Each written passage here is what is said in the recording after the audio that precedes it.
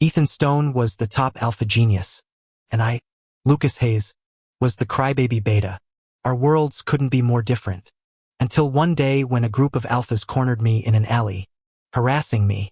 I fought them through tears. Ethan witnessed this. With icy detachment, he advised, "You should really stop crying in public. I'm male with this condition where tears just flood out uncontrollably. Got called a sissy since childhood. Everyone swore I'd present as Omega eventually. Said only Omegas could be that delicate and weepy. Took up kickboxing for a decade to build a tough image. On my 18th birthday, got a roaring tiger ascending a mountain tattooed across my back. Badass. Totally useless. Mom hooped my ass, claiming my rebellious phase had arrived. Got her kicks beating me, then mocked my stupidity. Should have put it where people can actually see it. She sneered. Cried my eyes out. Should have tattooed my face instead. Next day at school with bloodshot eyes. The class alphas started their bullshit again. Look who's here. Lucas been crying into his pillow again? Even Omegas don't leak this much. Show us your pretty cry. Why don't ya? Total waste of looks on a beta. All that bawling but too stingy to share the show. You're the worst. Another jeered. Floods his desk every time. Where's a beta even storing all that liquid? The ringleader, Dylan, swaggered over. Lucas, hang with US after school? Never invited a beta before, don't fuck this up. I swallowed tears, cheeks puffing like a pufferfish, nodding fiercely. Bring it on. I'll beat your asses into next week. Ended up crying rivers while kicking their teeth in. They tried scent dominance crap. Joke's on them. While my tear ducts are hypersensitive, my pheromone receptors might as well be dead. Sobbed through every punch. The fuck? They howled. We're the ones getting pummeled. Looks like we're ganging up on you. Spit through tears. If I hadn't trained 10 years, you'd be mobbing me right now. Bullshit. Dylan shielded his face. We wanted to bond. Pretty face like yours. Can't even get knocked up? What's the harm in sharing? I swung harder. Mom always said, smash the face and crotch of any shameless alpha. Destroy their confidence to harass anyone ever again. Post-beatdown, I stumbled away teary-eyed. There stood Ethan, our class president, leaning against the alley wall with glacial intensity, staring at my face. Load the cargo. I hate him. When other alphas bullied me before, he turned a blind eye. Now that I'm fighting someone outside, he suddenly cares? Typical alpha trash. All the same, I sniffled hard, flipping him off with a middle finger. Trash. Ethan's piercing gaze remained impassive. As I brushed past him, he sneered. A word of advice, stop crying in public. Like I needed his advice? Who did he think I was? I always hid myself to cry. Whatever. I ditched night study hall to work my shift at the cybercafe. Screw classes anyway. Betas like me were society's foundation stones. No matter how hard we studied, we'd never match those special snowflakes with their genetic advantages. Next morning, my homeroom teacher summoned me. Lucas. She sighed. Your academics are already shaky. Skipping classes is bad enough, but getting caught? You're setting a terrible example. I don't expect miracles, but at least keep your head down until graduation. Don't drag others down with you. I knew instantly, Ethan had ratted me out again. Class president privileges. Couldn't even argue. Just hung my head muttering, yes ma'am. Back in class, the alphas I'd punched yesterday started heckling. Look at Lucas getting scolded. Baby's gonna cry again. Dylan, emboldened by my classroom restraint, leaned into my personal space until our noses almost touched. Don't hold back, sweetheart. Big brother's arms are always open for you. My fists trembled under the desk. Breathe. Just breathe. I collapsed onto folded arms, fighting tears and the urge to break his jaw. Still Dylan yanked my hoodie, trying to lift me. Dylan. Ethan's voice froze the room. 2 syllables. No raised volume. The alpha hierarchy in action. Top-tier Ethan didn't need commands.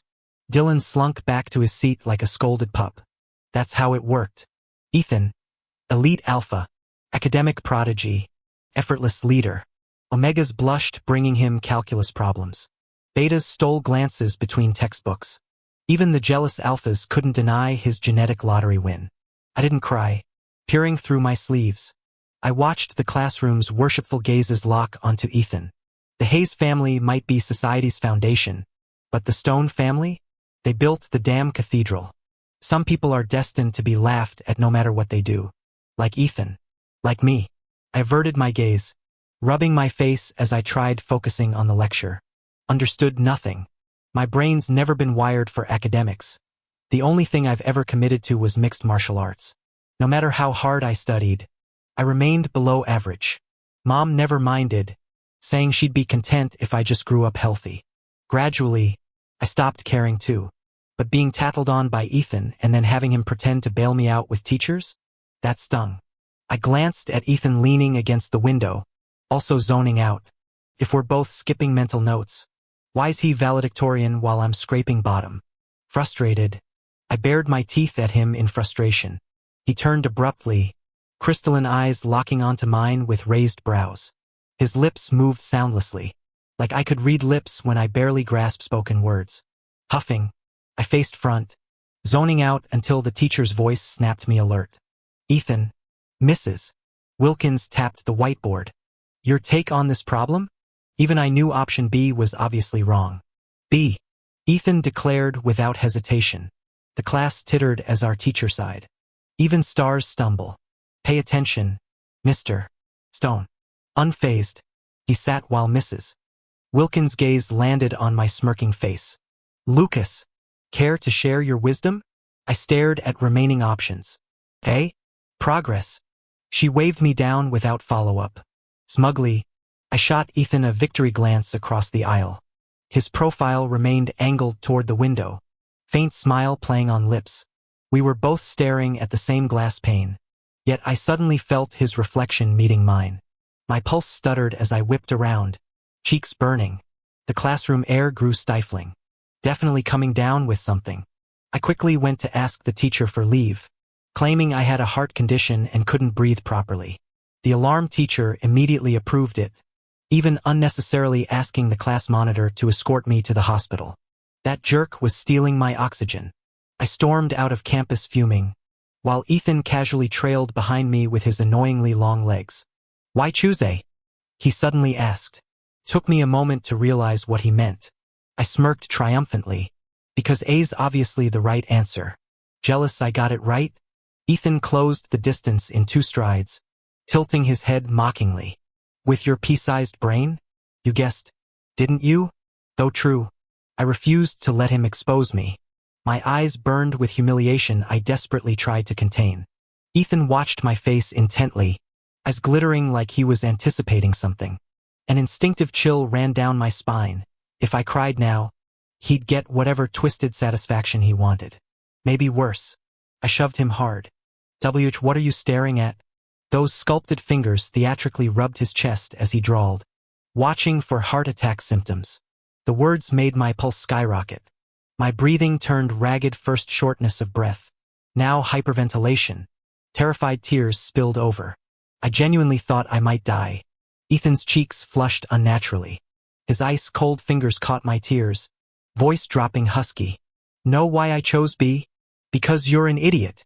I tried kicking him. He took the blow without flinching, callous thumb scraping my tear-stained cheek until it burned. Leaning down, he inhaled deeply near my neck. No pheromones. Humiliation fueled my next kick. He absorbed the impact, grip unrelenting as his breathing turned ragged against my skin. With a faint smile, he said, though B isn't the correct answer, it's the option I want. Lucas, let me remind you again, don't cry in front of outsiders. You fucking count as an outsider too. I aimed a punch at him. He effortlessly caught my wrist, stating calmly, I've trained in MMA. Fine. The one thing I was good at meant nothing against him. I hailed a cab to the hospital. Ethan blocked my path. Why the hospital? My heart hurts. Seeing a doctor. Ethan's eyes lit up. My family owns hospitals. I know basic medicine. Come to my place, I'll check you. What doesn't this rich kid know? Wait, are you legal? Why? Minors can't get cardiac exams alone. He looked dead serious. I counted on my fingers. Turned 18 3 days ago. Ethan patted my head with weird fatherly energy. Good. I don't trust you. I scowled. You're not proper medical staff. He coaxed. Hospital's charge. I'm free. His gaze swept over my generic school uniform. Got money to burn? I thought about it. I was broke. Mom too. She'd scraped by raising me alone. Still paying for my MMA classes despite everything. I'd been pinching pennies since childhood. Only splurged once. Saved allowance for years to get tattooed on my 18th birthday. Shouldn't burden Mom over trivial shit. Swear you won't scam me. Ethan swore, taking me to his mansion. Empty. Echoey. He led me to the basement filled with strange equipment. A blue and white room held a single bed. Sit. He produced a stethoscope, pressing the diaphragm over my heart. His lashes, long, straight, veiled those perpetually cold eyes. My pulse raced again. Needed distraction. Why's your house look like a hospital? Ethan raised a finger to his lips. I shut up instantly. I stared at him blankly. After listening for a long time, he motioned for me to put on the stethoscope. I hesitated for a few seconds before reaching to take it. When I pressed the earpieces to my ears, thump, thump, thump. The enormous, rapid heartbeat sounded deafening. My eyes widened. So I really do have heart disease. Panic surged through me. The next moment, Ethan placed the stethoscope against his own chest. His heartbeat was louder, yet steady and measured. This was what a normal heartbeat sounded like. Oh God, I'm dying. Tears burst forth before my panic fully registered. My mom couldn't afford treatment. What would happen to her if I died? I started crying so hard I could barely breathe. Ethan stared at my tear-streaked face, shoulders trembling with suppressed laughter until his own eyes turned red. After what felt like forever, he wiped his face and began untangling wires connected to red, green, and black probes. As he attached small circular pads to my body in places I couldn't name, he murmured, "So this is the normal reaction. Interesting. Like hell it's interesting." He didn't react to my insult, simply lifting his gaze. "Take off your shirt and lie down. I'm doing an EKG." I pressed my lips together and obeyed. Just a beta. Nothing to worry about. Alphas don't look twice at betas. When Ethan saw my bare torso, he paused momentarily before expertly placing the electrodes. His fingers brushed against sensitive areas, making my lower back tingle with anger, until he offered casual apologies and adjusted placement with practiced ease. As the machine hummed to life, he became absorbed in the readings. Bored, I asked, "Why are you so good at this?" "Watched my dad give my mom EKGs when I was kid. Picked it up." His tone was indifferent. "Later practiced on myself." "Family history of heart disease?" He shook his head, tilting it slightly as he considered me. "Mental illness runs in the family. Manifests physically, affects the heart." I recalled that Ethan's mother was a top-tier Omega. This was supposed to be a good thing, but she was born into poverty. Ethan's father was a beta, utterly ordinary, yet born into the affluent Stone family with power and privilege. The patriarch had schemed relentlessly to marry Ethan's mother. After the pregnancy, her congenital heart condition began manifesting, stabbing pains requiring constant cardiac monitoring. He built an in-home medical suite rivaling small hospitals, dedicated solely to her fragile heart. Ethan presented as an alpha at 12. His mother died that same year. The patriarch despised his son, blaming him for the heart condition. The slightest misstep meant brutal beatings, locked in lightless rooms for days. By the time his alpha traits stabilized, Ethan's own heartbeat had become erratic, mild palpitations escalating to crippling chest pains and blackouts. At first he'd track the data himself. Eventually he realized no one cared. He stopped bothering. The cardiology wing gathered dust until today. I'm its first patient in years. Ethan leans against the examination table, long legs casually crossed as he studies the EKG printout. "Your heartbeat's remarkable. Like your eyes." His voice holds clinical fascination. Precise. Unclouded. I suck at poetry. The comparison feels strange. At least my heart's functional. Still, his childhood horror story claws at my throat. Tears erupt before I can stop them. Ugly, snot-dripping sobs shaking my whole body. He watches with detached curiosity. The bastard.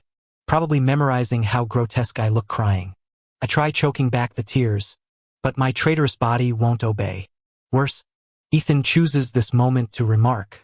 You'll believe anything, won't you? The waterworks cut off mid-snivel. Damn. He played me. Rich assholes, no exceptions. My fist flies toward that smug face. He catches my wrist effortlessly, guiding my trembling hand to peel off the last electrode. His cheek presses against my still racing heartbeat. Don't be angry. Half-truths make better stories. His breath ghosts across damp skin. But really, if I spun pretty lies, would you even know? Maybe not. But I'm resilient. Cry it out. Throw punches. Move on. What I can't handle is his forehead resting against my sternum like we're sharing secrets. I shove at his shoulders.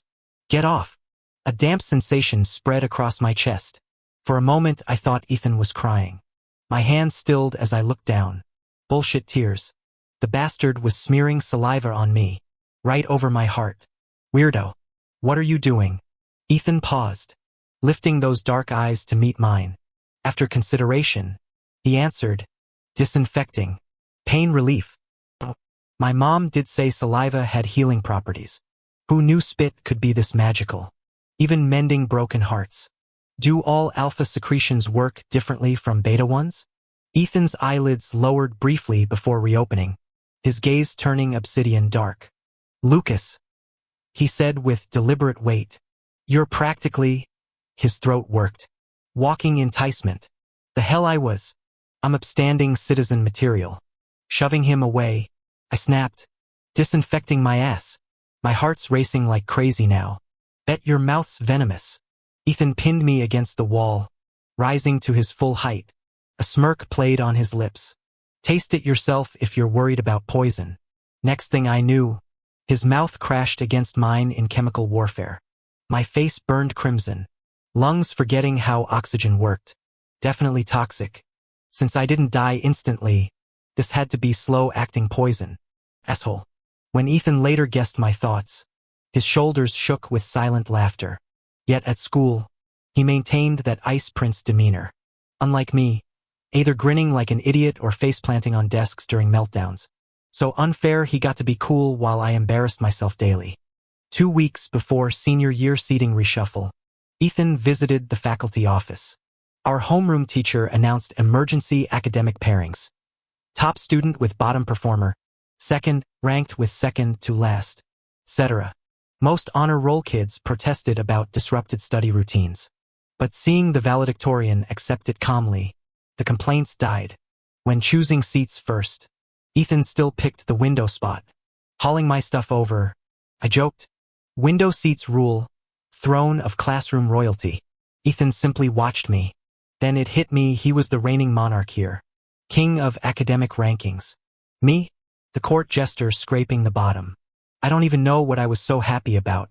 The joy vanished instantly as I buried myself in organizing my textbooks. Under the desk, Ethan quietly grasped my wrist. His cool fingertips pressed against my pulse, applying gentle pressure. Lucas, your heart condition is acting up. You should come to my place for a checkup today too. He had the nerve to say that. Ever since he poisoned me, my heart had been getting worse. The closer I was to him, the more severe the episodes became. Might as well get it checked. Is your house empty again? I asked curiously. Ethan paused slightly before answering. Usually, after my mom passed, it's mostly just me going home. How pitiful. He was this golden boy alpha, yet shared the same tragic background as me. I might be broke, but I had a mother. He had nothing but money. Feeling brotherly, I slung an arm around his shoulders and patted his head. Don't worry, I'll keep you company at home. Ethan blinked slowly, locking eyes with me. When's your birthday? I puffed out my muscular chest proudly. January 1st. You're definitely younger than me. He smiled faintly. Then I suppose you can be called brother.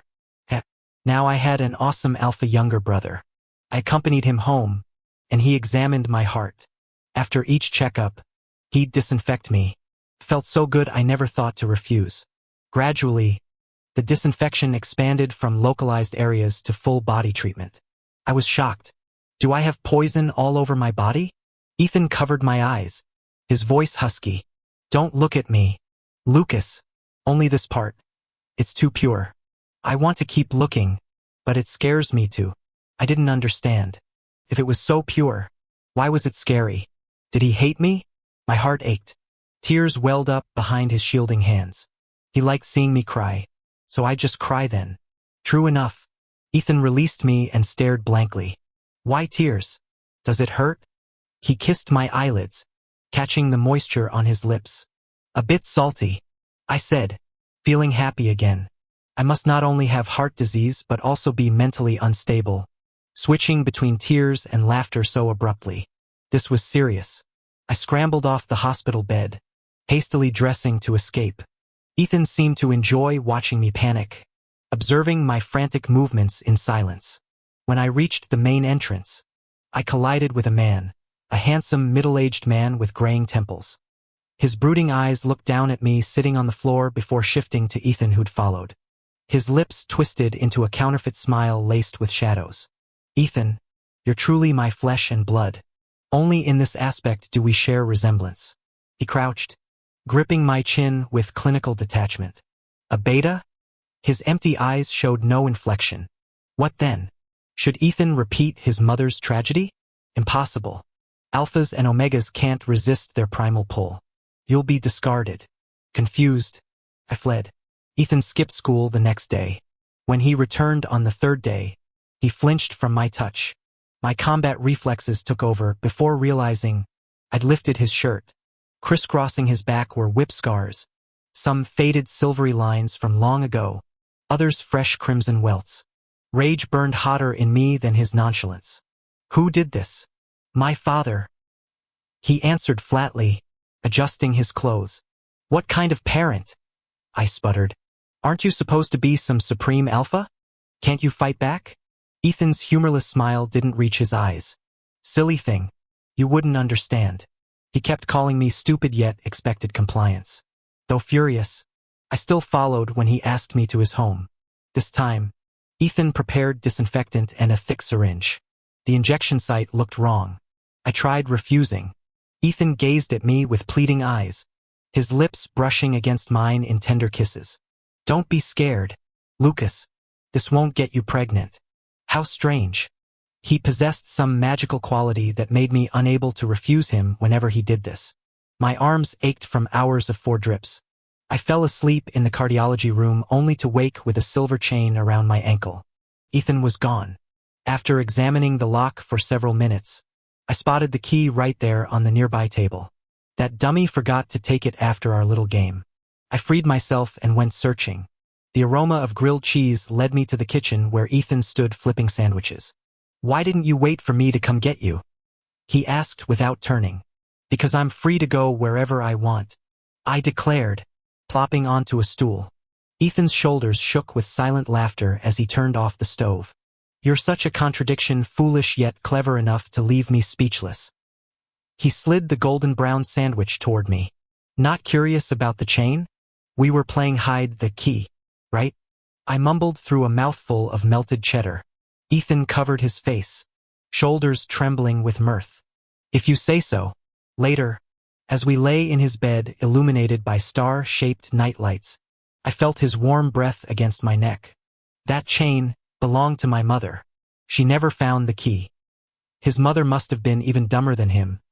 The key had been practically glowing on that stainless steel tray. Before I could say this, sleep dragged me under. Since becoming desk partners, Ethan smiled more often. Omegas kept handing me perfumed letters for him. I'd arranged the pastel envelopes on his desk, staring wistfully while he ignored them completely. Those amber eyes stayed fixed on me instead, glowing with something warmer than amusement. You really are as dumb as they say. Huh? I said earnestly. When I was little, my mom took me for an IQ test. It was genuinely low. Not pretending. Ethan massaged his temples before finally saying, I'll only accept love letters from you. Since when did I know how to write that kind of stuff? But getting him to make any request was rare. As his sworn brother, I had to deliver. I copied one online and left it on his desk. He kept it, returning all other letters to me with instructions that whoever collected them should return them. This earned me countless dirty looks. Furious, I stopped accepting anyone else's love letters anyway. They weren't for me to begin with. If they couldn't even muster the courage to hand them over themselves, they were all cowards. Not me though. I was fearless. Though Ethan never responded, he kept mine. When there were 100 days left until college entrance exams, Ethan took leave again. The forgotten love letter and my visit to his house exploded across campus forums. Even the security footage from the cardio room surfaced, his face blurred beyond recognition, but my flushed, infatuated expression crystal clear. Then came the rumors about my mom. Anonymous posts claimed she'd been a homewrecker who seduced a married man to birth an idiot. Having failed to climb the social ladder, she'd supposedly trained me to seduce top-tier alphas for upward mobility. Rotten apples don't fall far from the tree, they said. Dylan led the charge. Thought you were some pure maiden? Turns out you're just another alpha chaser. Look down on us. Huh? You really think any top-tier alpha would want damaged goods like you? Only the class president knew about those letters and videos. Lucas, you're the campus joke now. He sneered. With a mom like yours, no wonder you cry like a girl. Too bad you couldn't even bag a real man. Your life's over. I didn't understand how my life could be over. But white-hot rage had me punching every smirking face that mocked my mother. When Mom arrived at school, the principal showed her the evidence. Ethan is our star student. We can't allow anyone to lead him astray, he said, citing my violent tendencies. The other family is furious. Lucas will be expelled. My mom, usually as emotional and quick to tears as me, stayed ice cold. We reject expulsion. Force this, and I'll take it public. Let your precious student explain who's corrupting whom. As for the fights, I taught Lucas never to throw the first punch. Bring those bullies in here if you want the full story. The principal paled, suddenly disinterested in my victims. That family owns this city. You can't win. Psychopaths recognize their own. Mom shot back. I'll burn their reputation to the ground if I have to. After a hushed phone call, the administrator folded. No expulsion, just transfer classes. Mr. Stone was reasonable, saying the expulsion was my own decision and apologizing to me. My mother rolled her eyes and dragged me away. From start to finish, I never saw Ethan or his father. The conflict was solely directed at my mother and me. This hollow feeling kept expanding in my chest, like massive disappointment flooding every crevice of my heart. It wouldn't subside, couldn't erupt, just sat there, suffocating me. The emptiness was so vast it paralyzed my tear ducts. My mother broke down the moment we left campus. Sweetheart, she choked through tears. Did that boy ever formally ask you to be his girlfriend? Did he make any promises? What were those? Necessary declarations? I shook my head. Why would someone like Ethan say those things to me? My voice sounded detached. Mom, I'm just defective. Her sobs intensified. This is my fault. My DNA did this to you. I kept saying you took after me like it was wonderful. But it's not. My baby shouldn't inherit this curse. 18 years I'd lived before learning my mother's history. Pretty, petite, vivacious, but not academically inclined. After high school, she'd worked in the city where some polished executive charmed her. All the couple rituals without labels. No promises, just bouquets and homemade soups. He'd attended every prenatal appointment when she got pregnant, even whispered greetings to me through her belly. During her 7th month, they got caught at the hospital. His legal wife arrived with security. That's how Mom discovered his other newborn child. The subsequent beating induced early labor.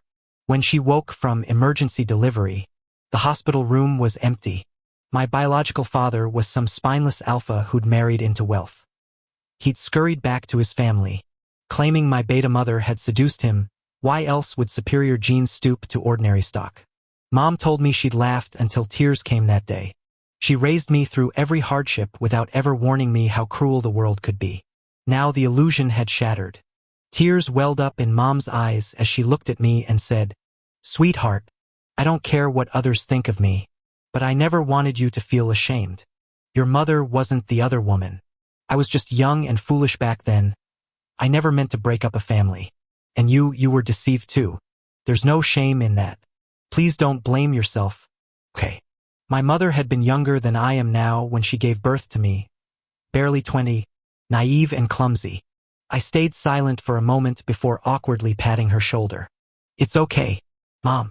At least I didn't get pregnant. For some reason, this made her freeze. Then she started sobbing harder. This isn't how I raised you. We're leaving. We'll withdraw from school and go back home. In 20 years of struggling to make ends meet, through the worst hardships, Mom had never mentioned returning to our rural hometown. But now she immediately called Grandma and Grandpa, crying so hard they started shouting through the phone before she could explain, "Come home. We'll take care of both of you. Why stay there letting those city snobs bully you?" We boarded the high-speed train that same day without even completing withdrawal procedures. The countryside air smelled different here, full of beta pheromones. Grandma hugged me, laughing through tears, her wrinkled face glowing. "Looks just like my girl. So pretty. We made osmanthus cakes. Try some." The pastries were cloyingly sweet. When I asked to learn the recipe, Grandma chuckled. "Oh, honey, I just gather the flowers. Grandpa's the baker here." The old man glanced at me, eyes crinkling. "Plenty of time for that later. Enjoy being home first." Mom sat quietly nibbling her cake, silent tears tracking down her face. I reached to wipe them, but Grandma got there first, tooting affectionately. 40 years old and still my crybaby. Mom buried her face in Grandma's apron, and suddenly I understood my mother had always been someone's cherished daughter too. Grandpa's orchard overflowed with fruit that often rotted unpicked, too abundant for local markets. Mom and I started live streaming sales, faces masked. Sometimes hate comments still stung, making our eyes burn. But here, surrounded by the sweet scent of ripening peaches and osmanthus blossoms, the bitterness never lasted long. I stepped away from the camera to sneak off and cry. My live stream channel had steady traction, enough to ease inventory pressure. I loved the work, though it left me sun-kissed, tan lines, transforming me into what viewers called that rugged fruit farmer hunk. 5 years passed this way. Then a message popped up in the business account's inbox. "What's your annual yield? Name your price. I'll take everything." My jaw dropped, highballing the rate of our priciest local fruit stand. I waited. The reply stunned me. Screenshots of urban supermarket prices triple my quote with the note, "You're undervaluing yourself." Holy shit, this guy was legit. We shook hands virtually, though he insisted on quality inspection. When I shared our farm address, I never expected his representative to arrive that same night.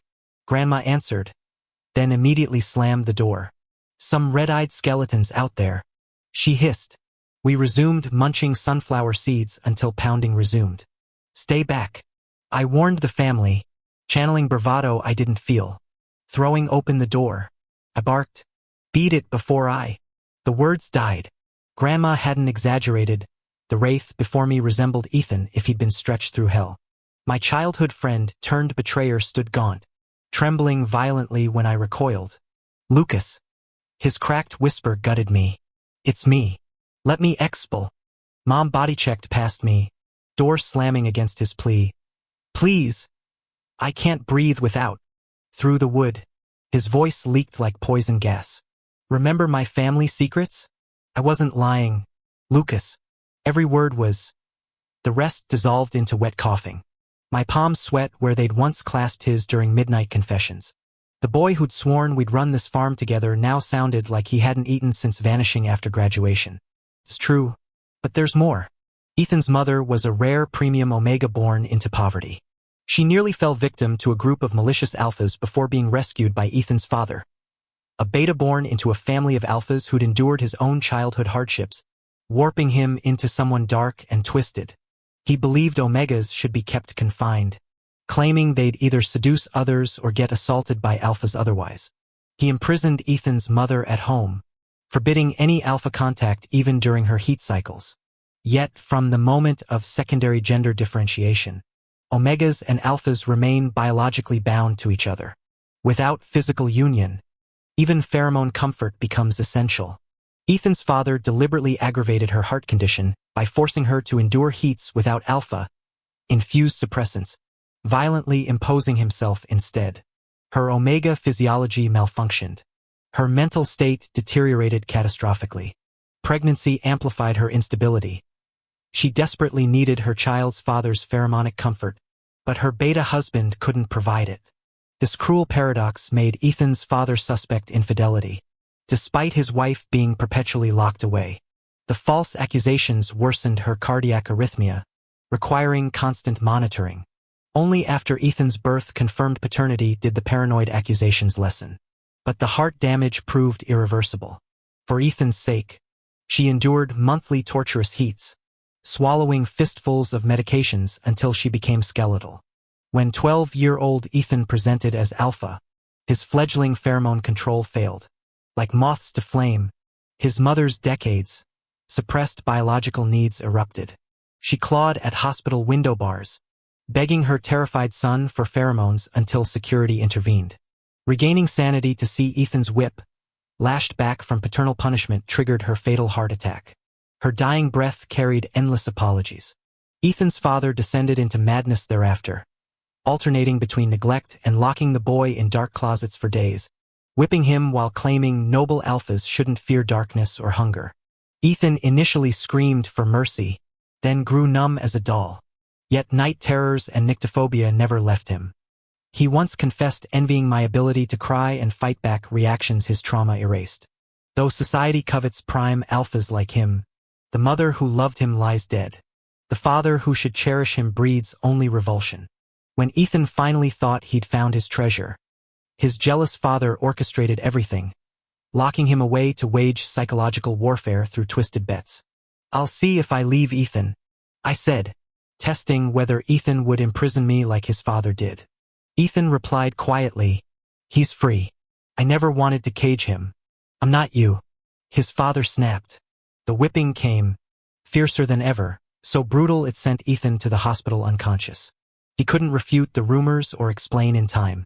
By the time he woke, I was gone. Fabric rustled against the door outside. Ethan continued, "I wanted to find you, but I was weak.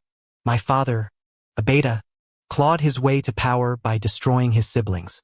Couldn't fight him. It took me 5 years to tear him down to finally dare look for you. I don't expect forgiveness. Just, I'm sorry. You deserved happiness. But I'm selfish. I needed to see you. It's been driving me mad." I glanced blankly at Mom. She wiped my silent tears, then asked coldly, "Answer honestly. How did you handle your ruts these years?"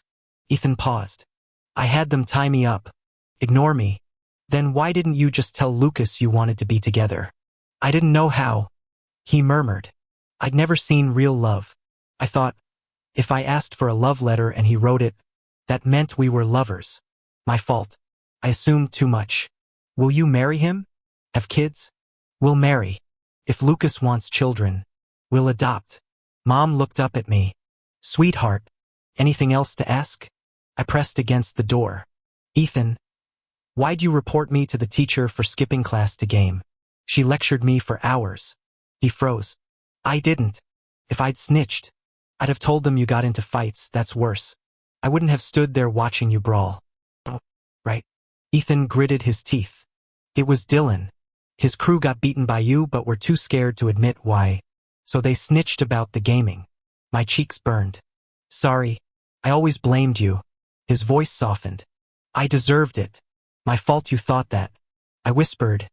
"In class once you mouthed words at me. I never figured them out." "What did you say?" Ethan laughed quietly. "Open the door." "I won't come in. Just want to say it face to face." Mom didn't stop me. I turned the knob. Ethan knelt by the threshold, forehead still leaning where the door had been. He didn't rise, just tilted his head up. Smiled exactly like he had years ago. Lips parted. The only difference now was the sound. "I love the way you look at me, Lucas. I love you. Looking at me, Lucas." My heart raced wildly. My entire body inexplicably overheated. My lips felt parched as I pressed them together, asking him, "What does love feel like?" Ethan reached out, asking me to give him my hand. He pressed my palm against his chest where the frantic rhythm matched my own. "Love makes your heart lose control. sometimes bursting with joy, sometimes aching with pain. Misunderstandings hurt. Separation hurts. Seeing you hurts, but not seeing you hurts worse. So back then, I never actually had heart disease? You never poisoned me? It was just me loving you? Ethan's already red-rimmed eyes grew brighter. A single tear traced his left cheekbone, landing scalding hot on my skin despite its warmth. He whispered, "When can I hear you say it as a statement?"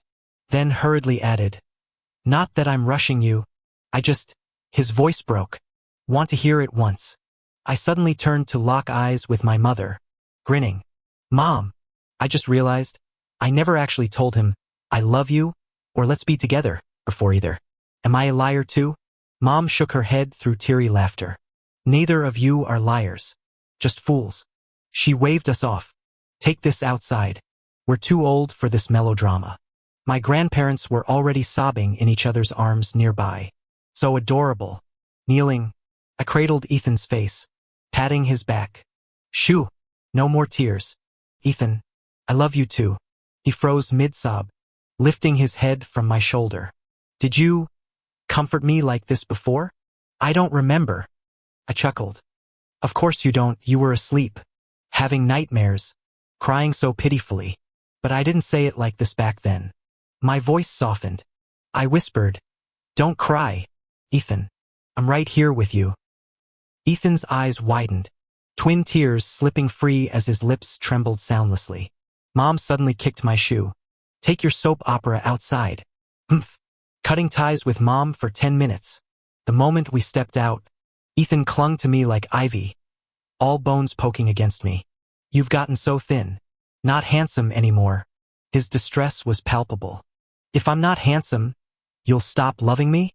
I nodded solemnly. "I prefer the handsome version." Panicked, he tightened his hold. "I'll eat properly. I'll become handsome again. Don't stop loving me." I smirked triumphantly, patting his head. "Good boy." Ethan has since taken root at my family's orchard, showing up daily to help harvest apples. Ethan hadn't come to collect his daily apple for nearly a month. My complexion had improved and I'd even started gaining weight. Then one day, he suddenly stopped showing up. I was furious.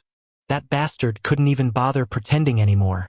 I angrily gnawed on an apple, imagining it was his face. Mom threw another apple at me. "Still eating?" I caught it with my teeth. "They're paying for these, aren't they?" She rolled her eyes. "Ethan's probably in rut. He's staying away to protect you. You idiot. Must be suffering terribly right now while you're here stuffing your face." "But Mom, I'm your actual son." She snorted. "In my 60 years, I've never seen an alpha this rich and this stupid. You better lock him down before he wises up. Even if things go south, that trust fund stays. Go. Don't keep him waiting." The words felt loaded, but Mom's as dense as I am. No way she meant anything deeper. I took off running, chaotic sprinting with purpose. At the cheap motel Ethan always booked, I hammered on his door. Instead of Ethan, some snooty staffer appeared. "Who are you?" She sneered. "His boyfriend." Her eyes raked over me. "You're scentless. Just a beta." The contempt dripped like motor oil. "What's a beta gonna do for an alpha in rut?" I flashed my best shit-eating grin. "None of your damn business." She bristled. "We tried sending omegas earlier. He threw them out. You think some gold-digging beta slut can?" My boot met the flimsy door. Small-town motels aren't built to withstand fury. The wood splintered like kindling. "Next insult. You're the door," I warned as she fled screeching. The bathroom noises hit me first, pained grunts behind gagged lips. Ethan, heir to the Stone family empire, sat bound under the shower's icy spray. His designer shirt clung to feverish skin, pupils blown black with primal need. "Jesus, Ethan." I killed the water and tore at the restraints. He lunged before the last rope fell, crushing me against damp tile. "Lucas." His teeth grazed my throat, voice shredded. "Should have left me tied." I worked the gag loose. His first coherent words, "Bind me. Now." Before I. The warning dissolved into a growl as he bit his own wrist hard enough to draw blood. I laughed despite the ache in my ribs. Since when do I listen? Letting a riled alpha nibble? Part of the charm. Then his teeth found my shoulder. Turns out, charm hurts like hell. This wasn't a quick fix.